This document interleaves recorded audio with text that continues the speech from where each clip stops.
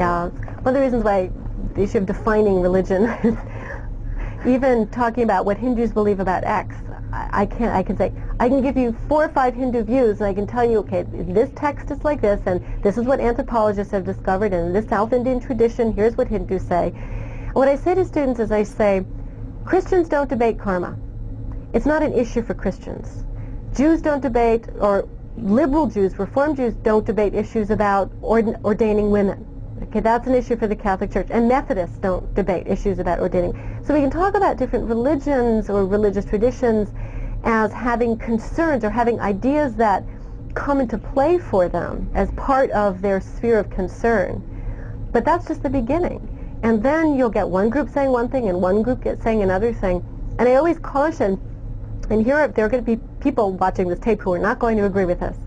But I'll say to students something provocative, like, tell me what the Catholic view on ordaining women is. And they'll say, well, here's the Catholic view. And I'll say, well, how come there's a whole organization that consists of Catholics dedicated to the ordination of women? Are they not Catholic?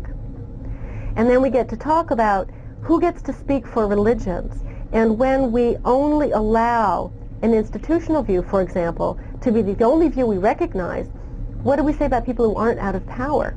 If we only listen to what men say and say, well, this is the Hindu view because it's in the texts that are all written by high caste males, are we saying that women and people who are low caste or tribal, that they're not, or low caste or outcast, that they're not really Hindu and that they don't contribute, or the people who disagree with that aren't Hindu?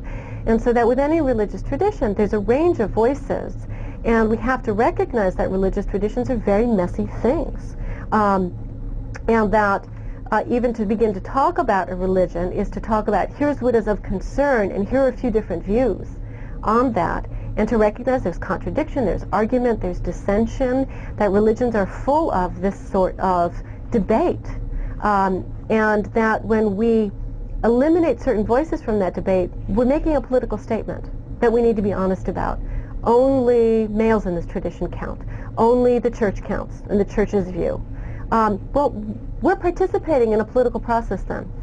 And as scholars, we should be able to step back and say, let me analyze, interpret, discuss the political process, but I shouldn't be complicit in it, of saying only so-and-so's views count.